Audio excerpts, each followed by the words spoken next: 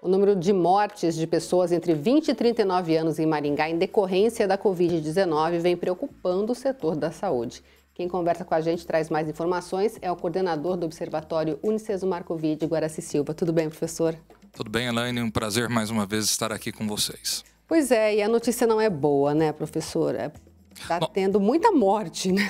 Sim, nós temos algumas notícias boas e justamente pela melhoria da situação, algumas notícias que passavam desapercebidas ganham destaque, né, Elaine? Eu acho que o Observatório tem trabalhado no monitoramento, toda semana nós nos reunimos. A boa notícia é que os idosos aparentemente estão imunizados, existem dados nesse sentido, e daí o nível de internação e a taxa de letalidade desse público caiu de forma abrupta.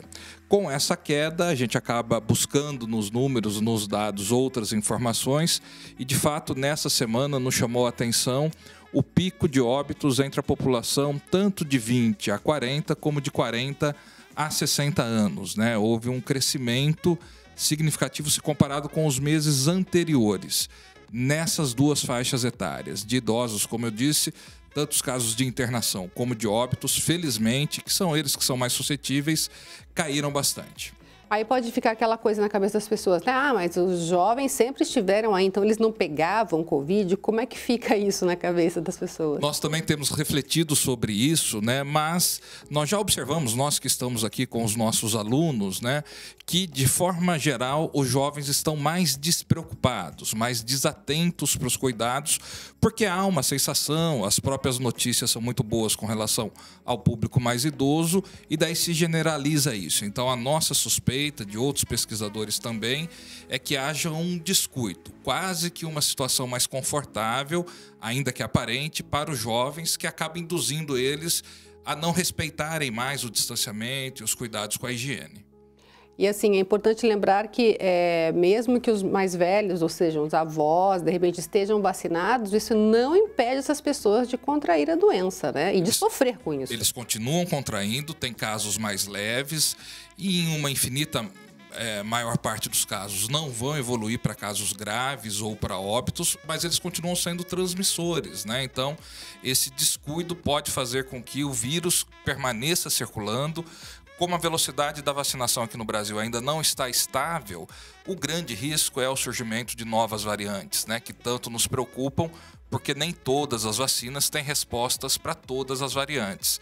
Então, os cuidados devem permanecer. E não é só por não morrer, né, professor? Porque assim, eu conheço, por exemplo, o pai de uma amiga que estava vacinado e ficou 20 dias internado no hospital e agora está sofrendo com as sequelas da doença, quer dizer, então não está tudo bem ainda, né? Não está tudo bem, o período é de atenção, eu acho que são boas notícias, mas que reforçam os cuidados e as necessidades de atenção que todos devemos ter, né? Ainda hoje foi noticiado o próprio governador do estado de São Paulo, João Dória, se reinfectou com a Covid, né? Então, a reinfecção aparentemente vai estar presente ainda no nosso cotidiano. E lembrando mais uma vez que não é só o não morrer, mas que a Covid traz sequelas e traz problemas mesmo para a vida da pessoa, que ela pode carregar por muito tempo. Por uma parte significativa daqueles que se infectam, sim, existem sequelas neurológicas, sequelas motoras e que tem sim impactado muito a vida de jovens e de adultos que não necessariamente observaram os cuidados. Outro fato importante de destacar também é tomar a segunda dose, né? A gente percebe não só Maringá, Paraná, Brasil, tem muita gente ainda deixando de buscar pela segunda dose. E lembrando que a segunda dose está garantida, né? Tem que ir tomar.